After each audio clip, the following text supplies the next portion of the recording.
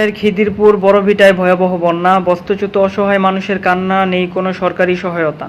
নারায়ণগঞ্জ জেলার সোনারগাঁও উপজেলার সাদিপুর ইউনিয়নের ৩ নং ওয়ার্ডের খিদিরপুর বড়ভিটা এলাকায় যেন বন্যা নয়, বরং চলছে এক দীর্ঘমেয়াদী মানবিক বিপর্যয়।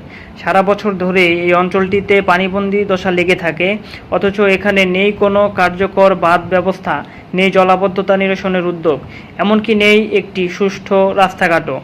দীর্ঘদিন ধরে স্থানীয় জনগণ প্রশাসনিক উদাসীনতা ও রাজনৈতিক অবহেলার শিকার। সম্প্রতি টানা কয়েকদিনের তীব্র বর্ষণে নতুন করে বন্যার সৃষ্টি হয়েছে। এলাকাবাসীর ভাষায় এটা শুধু বন্যা নয়, এটা যেন এক অভিশাপ। খিদিরপুর বড়ভিটা গ্রামে বেশিরভাগ মানুষের ঘরবাড়ি, ক্ষেতখামার, হাঁস মুরগির খামার, এমনকি নলকূপ পর্যন্ত পানির নিচে তলিয়ে গেছে।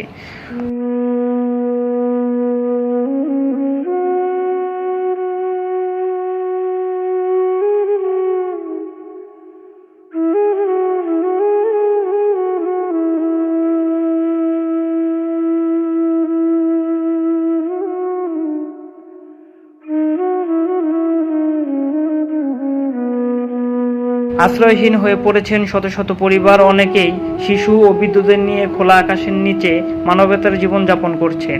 স্থানীয়দের হাহাকার। স্থানীয় বাসিন্দা রিনা বেগম জানান, আমার রান্নাঘর আর বিছানা সবই পানির নিচে, 2 দিন হলো চুলা জ্বালাতে পারিনি, ছোট ছোট বাচ্চাগুলো নিয়ে কই যাব। আরেক প্রবীণ বাসিন্দা রুবেল মিয়া জানান, নেই কোনো সহায়তা, নেই ত্রাণ।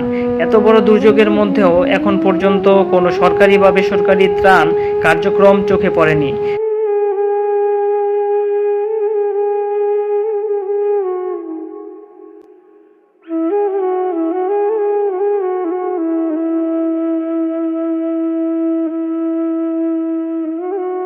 ইউনিয়ন পরিষদ বা উপজেলা প্রশাসনের পক্ষ থেকেও কোনো তৎপরতা নেই।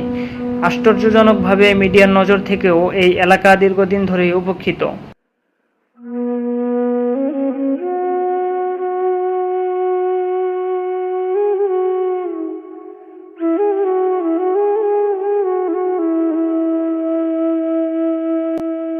মানবাধিকার কর্মীদের আহ্বান, সামাজিক ও মানবাধিকার সংগঠনগুলোকে দ্রুত এই অঞ্চলে সহায়তা কার্যক্রম চালাতে আহ্বান জানানো হয়েছে।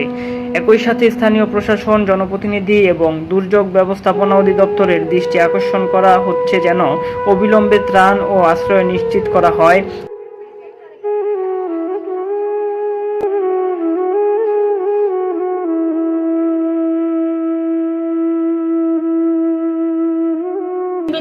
একটা মাস ধরে আমার ঘরে পানি, খাওয়ান মিলাইতে পারি না, কাম কাজ সব বন্ধ টোটালে এই মেঘের লেগা। ঘরে সহিতে রয়েছি, সহিও ডুবে গেছে গা। আমি কি করে থাকবো? আপনাকে সরকারের কোনো সাহায্য পাইতে আসি না, এক ব্যবস্থা করেন আপনারা।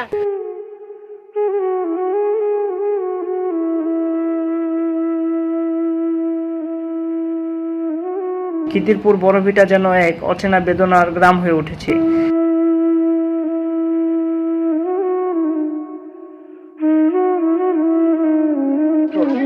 আবার এখন ঘরে পানি গলা পানি হয়ে গেছে গা, কেউ আমরা থাকতে পারি না। পাওয়ার খাইয়া লাগে সব দিনের, কোনো অনুদান নাই, কিছু নাই। সরকারি কিছু পাই না আমরা।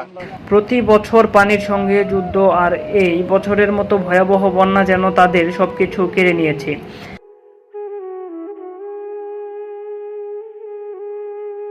পানি বন্ধ বাঁধের ভিতরে আমরা অনেক কষ্ট করতে আছি, অনেক পাবলিক যায়, অনেক পাবলিক কষ্ট করতে আছি। কোনো চেয়ারম্যান মেম্বার কেউ কিছু নাই, কোনো নেতা বেতা নাই, আইয়া কেউ বলে না। আমরা প্রশাসনের কোনো নজর নাই, কিছু নাই। আমরা রূপগঞ্জ, সোনারগাঁও, শেষমাথা 2 পাশাপাশি গ্রাম পড়ে গেছি। আমাকে এই জন্য কেউ গ্রুপ করে আমাকে এখানে আসছে শুধু কচুরি আর ঘাস পানি, আর কিছুই নাই।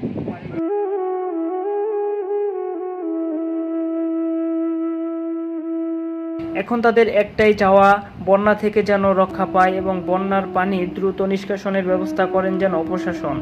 সরকার যেন পাশে দাঁড়ায়।